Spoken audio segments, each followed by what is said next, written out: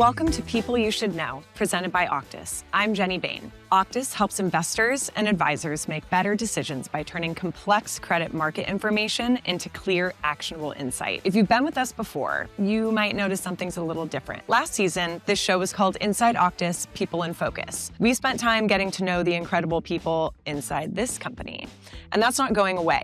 But this season, we're opening up our doors a little wider. People You Should Know is exactly what it sounds like. People worth knowing. Some of them do work at Octus, and some of them don't. But they're all connected to the company and this industry in ways that matter. They are the partners, the builders, the advisors, and the people behind the deals and the decisions. Their stories also deserve to be heard. So for our very first episode of season 2, I wanted to start with someone who believed in Octus before most people did. Someone who helped make the investment that got us started, and someone who still shows up in our boardroom fighting for where this company is going. Molly Breen is the head of capital markets at Permira. She raises the money, she even sits on our board. And she got her first job in finance by inviting a group of bankers to a house party during a snowstorm.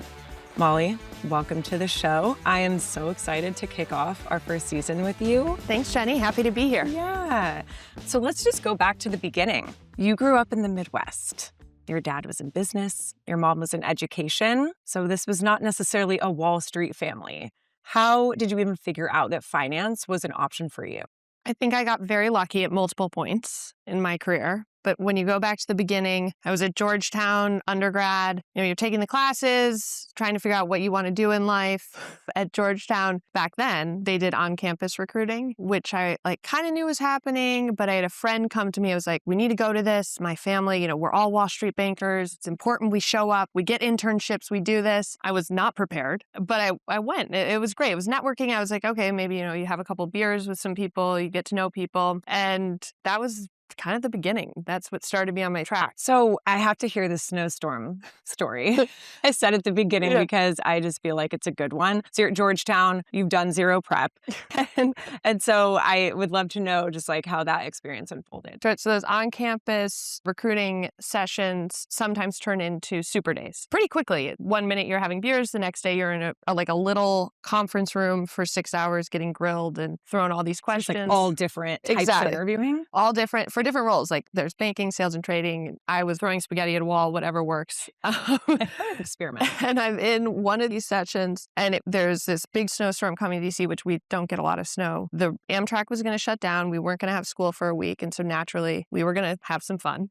And so my friends and I are planning a Snowmageddon party, and I said to my interviewee, they're probably associates at the time, if you get trapped here, we're having a big party tonight. It's a White Russian party. And they both looked at each other, and they were like, we're going to probably get out of here, but yes. They're everything about it. They're I can feel that moment. They were probably having this thought, if this is someone in an interview who's comfortable extending an invite, like you would to a client, make people feel comfortable and creating a good opportunity. And I swear it was not the interview questions that got me the internship. It was probably that moment. He saw, or they saw those skills in you of just being able to walk up some. Yeah. When I'm looking at people to interview today for our companies, working at Permira, even when I was back in banking too, the soft skills are as important as the hard skills. And the soft skills, I think, are harder to teach. Right. You either have it or you have an intuition about it or you don't. So that got you in that internship. And what was that internship? So that internship, I didn't even know what it was when I got it. Okay. I was just great, I'm in. Let's do it. And from that point in my career, I was making a lot of decisions and still do today based on the people I'm interacting with. So I looked at my options for that summer internship. I remembered that interview feeling really good, feeling comfortable. The people, we connected, and that mattered more to me than what the exact function was. I got great advice early on from a friend's dad where he was like, listen, this is going to be your first job, not your last job. So find a job that you can make the most out of. Also, the dad of the family, everyone was Wall Street bankers. Okay, yeah. So you had someone exactly. And so he said that, which put it in perspective for me. I want to find a situation where I'm going to learn the most. And the internship I accepted was a rotational program. And so it was rotational through the internship. And then if you got a return offer as an analyst, analyst, it was rotational there as well. Oh, wow. So not even the internship, but the actual first year, a couple of years of the job. That's just 3 one-year rotations was how it was structured. And this is very much my personality, but after each job I would do, at the end of it, even in the summer internship, they were like 6 weeks each, I would go to my manager at the time, be like, I don't need to rotate. I love this job. This is it for me. And the manager would always be like, you can always come back, but like go try something else. And pretty quickly I realized, one, that trying something else had a lot of value because you had to learn quickly. Yeah. That's a muscle in and of itself. Which was very valuable. And then that I loved so many different parts of the business that it became almost a drug. Like, how many tools can I get in my tool belt that just makes me that much more prepared and almost like armor throughout my career, where whatever situation I'm in, I can pull on that and say, oh, I actually know this from back when I was doing this. Connect dots too holistically. And it's just a different perspective on the business. I mean, there are some people who take their careers, an inch wide and a mile deep. I think throughout my career, I've done definitely the mile deep parts of it, but also the mile wide, which I actually find very fun. So you're young, you're hungry, you've picked up all of these different tools, and then a woman that you've never met walks up to you after a recruiting panel and basically tells you your future. So can you tell me about Megan Philbin and what she said to you that day? I remember it like it was yesterday. I think I'm in my second year. I'm in my second year as an analyst. And where were you at this time? I'm at Barclays. Okay. I had done an all-nighter the night before, but had committed to doing a recruiting panel for where like these were Georgetown kids who were coming up to learn for the day. And so I'm like, hop on over there, and I'm sitting up there saying how much I love my job and how fun it is and all these different experiences and talking to people. And I come down and Megan Philbin walks up to me. I had never met her before. And she looks at me dead in the eyes and she goes, you belong on a syndicate desk. I was like, great. What is a syndicate desk? I was so excited someone had seen what I should be doing that I'd never heard of. And you love learning and you love this hunger. She nailed it. And from there, I started to do a little more research, figure out what a syndicate desk was. And sure enough, fast forward 4 years later from there, I was sitting on the equity syndicate desk, just like having the time of my life. And she right away saw it when I met her. So you kind of owe that really. transition to her. Are you friends with her still? Do you keep in touch? She is one of those people that I will always be so grateful for. And she became a mentor, a friend. And it also does speak to the importance of building those relationships in your network and outside of your network. We connected right away because we were both women from Georgetown. We're enthusiastic and happy to be doing what they were doing. But then over different points in my career, I would go to her for advice, and she's just been fantastic. I'm lucky to have her. Yeah, I love that you maintained that relationship. Such a funny, I bet you laugh about that all the time. So you're on the equity syndicate desk. You are thriving. It's everything that you had built toward in many ways. And you're at Morgan Stanley. Mm-hmm. I think. You end up working closely for this guy who runs all of capital markets. So what did being that close or having the ability to be that close to leadership kind of teach you? Before I went to the syndicate desk, there was this opportunity. Another great person through my career who I owe a lot to was Dhanda. And he kind of came with Leslie Bezos. And they came to me with this offer and said, listen, you could go to the syndicate desk now and go on your normal path and go be part of the business, or come work in this management role with us. We need an associate to do all sorts of projects and help keep things moving, and then go back to that track. And it was a moment where I think I probably asked my dad this, and he was like, when the boss asks you to work for him, it's not really an ask. It's, that's what you're going to do. And so I thought about it, and actually, I would say it shaped how I think about careers in general. I ended up 1 year became 2 years because there was a management changeover. Having a front row seat at that stage in your career to how decisions are made. Maybe I saw too much. I was going to say, that's early to see. And it was kind of 2012 to 2015 era. There was still a lot of recovery happening from the GFC, a lot of right sizing of businesses. And what you learn is that management is just constantly thinking about what is the best way to move the puzzle pieces for the business. And so once you start to understand that mindset, it gives you a lot of power in your own career. How do I protect myself? How do I position myself?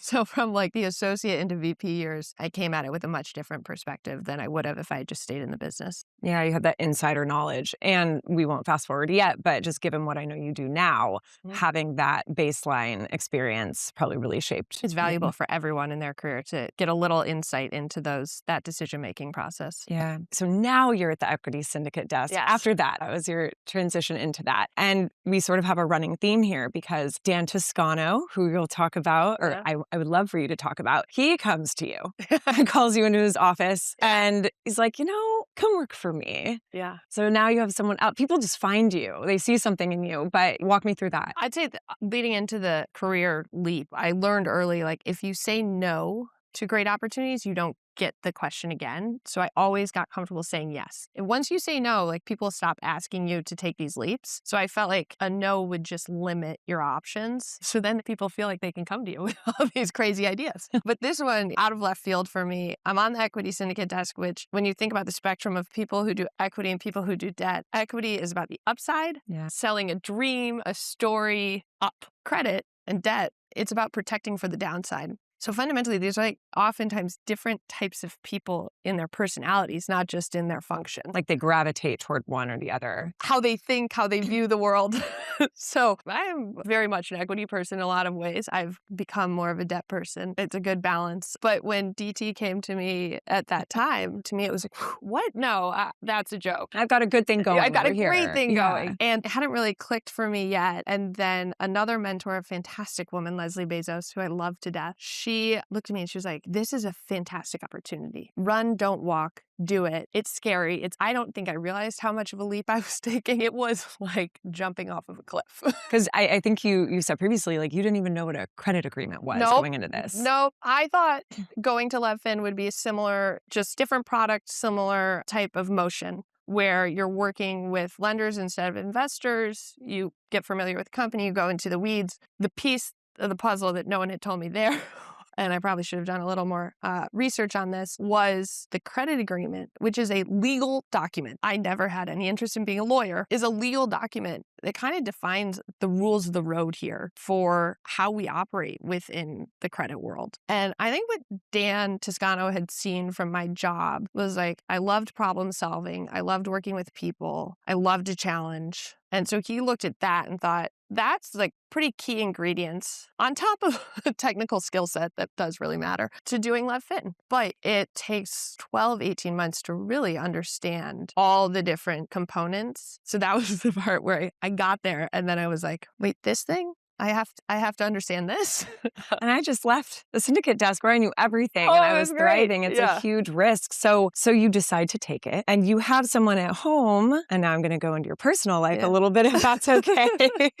You've got someone at home sort of showing you or helping prep you for all of this. It's a big learning curve. But you've said that the thing that drives you the most is people having low expectations and that you're really motivated by people not knowing if you could do something. So absolutely. I mean, I do think I was met when I went from equity syndicate to LevFin, because LevFin is so technical. I think a lot of when I arrived there, people were just like, she doesn't know how to do this. How's she going to learn it? I love exceeding expectations. There is nothing more motivating for me than that. And I think that did help me get through that period because I wanted to prove them wrong. I wanted to say like, listen, this isn't the equity syndicate desk, but I can do this too. And it was really rewarding once you get over that hump and then you're welcomed in. You have to get through it. There's that learning curve and they're testing you. And then you get there and they're like, all right, you're in. You've passed the test. You're one up now.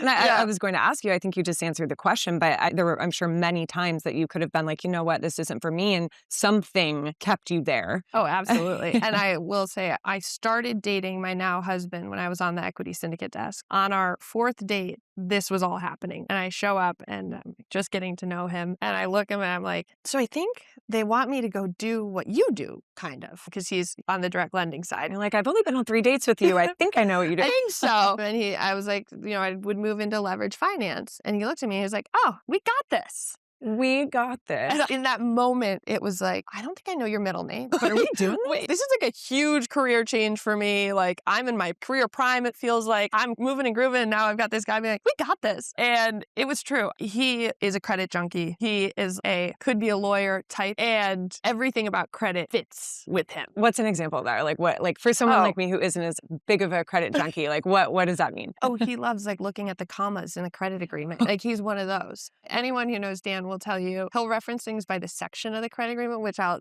just look at him like, you're just showing off now. I'm like, Don't need to rub he'll that be like, in. oh, section 2B. He's phenomenal at it. I'm very lucky. But I had someone that was no judgment, full support. I could go to and be like, just walk me through this one more time, how this works. So this like at-home tutor at that point in my career, you can't write that in the script. You know? I know. Did that become like the biggest topic of conversation, or was it just like a nice commonality that you guys had to drive the rest of the relationship? Throughout our life now, it's really valuable commonality where he has complete appreciation of my career and is very patient and very understanding. At that point in time, we're like dating. We're like getting to know each other. Like, hey, what's a restricted payment basket that I could do? So where do you want to go for dinner on Friday? By the way, I have a scroll of questions to ask you. I want your thoughts. Yeah. Oh, that was definitely the case. But it's like for both of us to be in this world, I think it's helpful to have a partner who understands, Yes. especially there are really busy markets, there are challenging markets, and I don't have to explain it when I go home. It's like, I already know. So you now have, at this point in time, after you'd gotten your feet wet, you have in equity and credit, and it's a unique skill set. Very few people can operate on this spectrum. So now I want to fast forward a little bit past that. Your daughter, because you and Dan got married, your daughter was 12 days old and a call came in from Permira. Mm-hmm. Talk about that, because that is quite a pivotal moment in a lot of ways. I'm really happy at Morgan Stanley. I'd been there for many years at this point. I wasn't actively looking to move, especially not when you're, have a brand new baby. But in the back of my head, I always knew I loved doing both products. There were parts of the equity syndicate desk and that taking people through that IPO process that I just love, but also really enjoyed thinking through capital structures. And so I knew that sitting on the other side, they can only have one person in a lot of firms, depending on the size of the private equity firm or sponsor. Usually one person is responsible for both products. Okay. And so in the back of my head, I thought if I could find one of those seats, that would really allow me to have the flexibility to do both these products. Lo and behold, Permira, you were already primed for from a size perspective and where they were in like kind of building out their capital markets team, they were looking for someone that brought both skill set. We were coming out of the 2021 like IPO boom, and they hadn't previously had an East dedicated individual. A very well-established debt capital markets group, good leadership, has been around for many years and had proven out the importance of having capital markets function. So this was like the next leg of the journey for them. They wanted someone with both skill sets. So I get this call. I remember Liddy is just like tiny.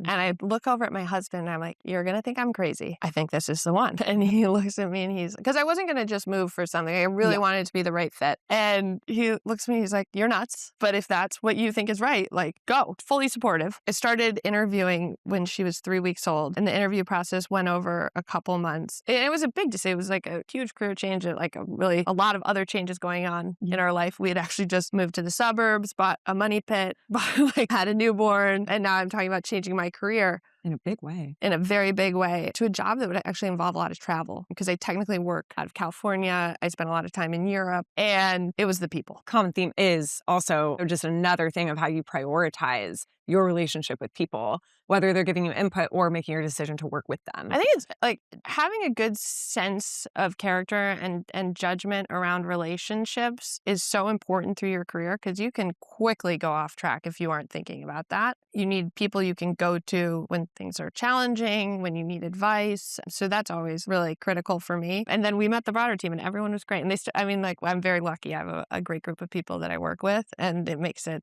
that much more fun. And the interview process alone speaks volumes about how much vetting they do to bring the right people in to really preserve that relationship. Yeah. So you came in to help raise the debt to acquire what is now the podcast room we are sitting in right now at Octus. Something clicked for you about the product. What did you see in it maybe that others didn't? I looked at it like a user because we invested in the company in 2022. So I just left Morgan Stanley a year before. I did pretty fresh out of leverage finance. It was, especially as someone who had to learn LevFin quickly, it was always mind-blowing to me, the lack of data and technology available to the desks for organization, access to documents, breaking down documents, comparing documents. And we're diligencing reorg at the time, is the product back then, which historically people had thought about as like distressed debt and the journalism side of it. And it was really kind of early innings of the data credit side. Yeah. And I'm going through the product, and for me, I'm like, this could sell. Like, people, there's a need here. Trust me. There's absolutely a need. And that's, great to have when you're investing.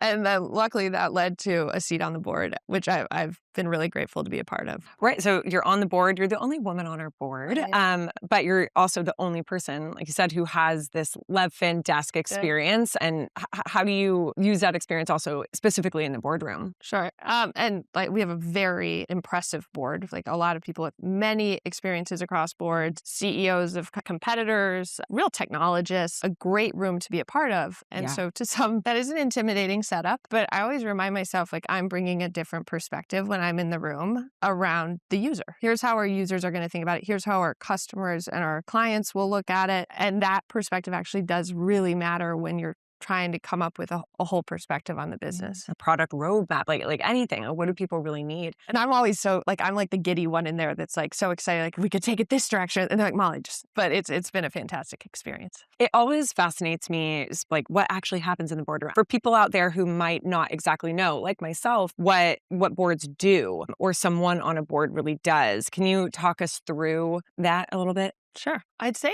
the board's really there as outside support to help decision-making for the company. Obviously, the leadership, they have the best vision for where the company should go. And then we can be a sounding board for them and bring other experiences to the table to help everyone align on what makes the most sense. And it could be, to your point, like where to invest in product, what M&A makes sense, where we should be adding more resources, what businesses actually we've tried, we've tested, maybe go a different direction. But it's almost like a support group. It sounds like a collective mentor, and that's why it's so valuable to have. You don't want 10 people on the board all that bring the same perspective. Right. It has to be varied. I do have to remind myself in that room, the perspective of being a woman is also very valuable because it's another one that the rest of the room doesn't have. And you do want multiple voices and perspectives around diversity in the board. Yeah, your combination of experience in this industry and your female perspective should always be there. Yeah, it is very helpful. Yeah. You've told me previously that you prefer a life of chaos. Oh, absolutely.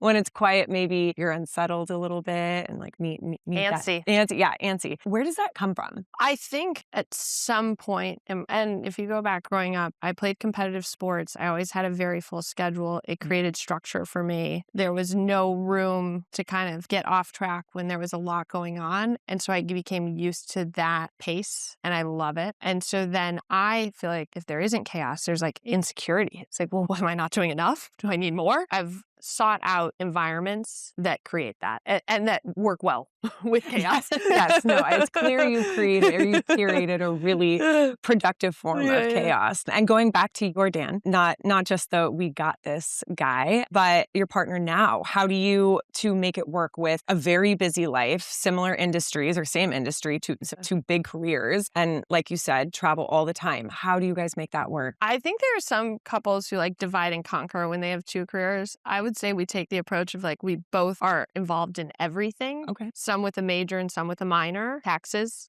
I'm the minor. You can take that one, Exactly. But involved. 'Tis the season. Yeah. But we're both involved in everything, which really helps us make sure nothing falls through the cracks. And it's like a full team sport. We try to be organized. I said to Dan last night, I was like, I'm really glad you're embracing AI. And he's like trying to like have our weekly email written. We have a weekly email to like everyone that helps with our children and like our life, everything going on, just so we're all on the same page. And it forces the two of us to like write down what country I'll be in and where, like what nights we'll be home late. Applying all these business principles into your family. And it does help. But I would say for us, it's like constant communication. And we really like each other, so that helps. That very much helps. You picked the right partner. You guys are actually friends and true partners. I think that because you're so busy, I think you really try to stay intentional about how you spend your time at home, like with your kids. And that is you have to be that organized in order to give that sort of attention. How did you arrive at that philosophy? Early on when I was at Morgan Stanley, Stanley, there was a senior woman who could be controversial advice, who basically was like, you should never be spending time doing the dishes when you could be with your kids, because so much of you don't have the luxury of time. Yeah. So you need to figure out other solutions for that so that you can create more time that you do have to spend with your kids. And it wasn't about the dishes. It was just about a prioritization of time that's been really helpful for me and almost like allowed me to take on that mindset and not feel guilty.